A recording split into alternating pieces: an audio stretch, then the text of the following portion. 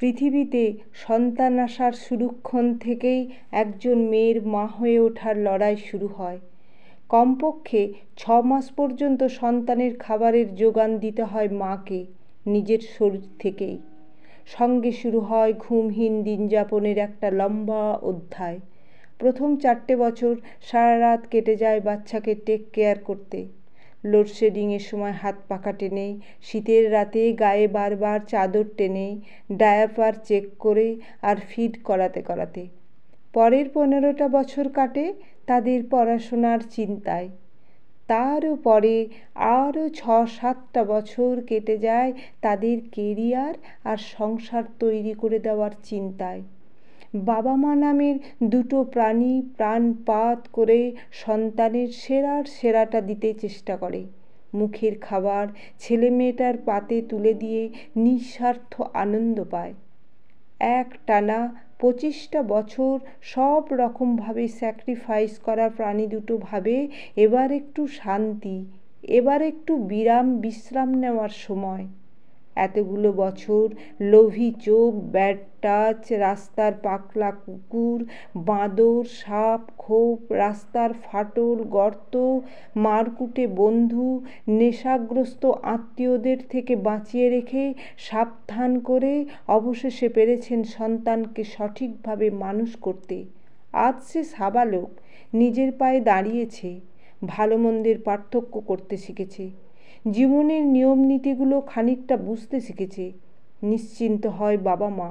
কিন্তু এই সময় এসে যদি হারিয়ে ফেলতে হয় সন্তানকে, আন্দাজ করতে পারছেন বাবা মার যন্ত্রণা। একটু একটু করে মাটি ছেনে, কাঠামো করে, মাটি লেপে, চোখ এঁকে তৈরি প্রতিমা যদি বৃষ্টির জলে গলে ধুয়ে চলে যায়, শিল্পীর মনের অবস্থা কি হয় জানেন? সন্তান উপযুক্ত হয়ে তৈরি হওয়ার পরেও কোনো বাবা সন্তানের ভয়ঙ্কর পরিণতি কল্পনা করতে পারেন? তারা তো সব বুঝতে শিখে গেছে, চলতে শিখে গেছে, তবুও কে ভাবতে পারে হায়নারা বসে আছে স্কুলে, কলেজে, অফিসে, আদালতে, প্রশাসনে, বিচারে, সর্বত্র।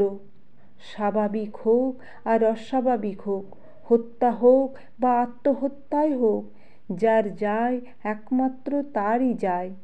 প্রতিবাদ, প্রতিরোধ, রাগ, ঘৃণা, বিরক্তি, তর্ক, সমালোচনা, সাপোর্ট, বিরোধিতা, ভিউজ সবই হয়, সকলের অন্তরের অনুভূতি থেকেই হয়। কিন্তু ওই দুটো মানুষের যন্ত্রণা প্রকাশের মতো ভাষা পৃথিবীর কোনো ভাষায় লেখা নেই।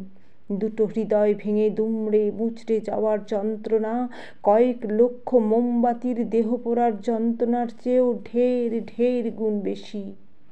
তাদের বাকিটা জীবন কিভাবে কাটে, কে নিয়ে কাটে, রাতে আদৌ ঘুম হয় কিনা, খাবার গলা দিয়ে নামে কিনা ভাবতে পারছেন?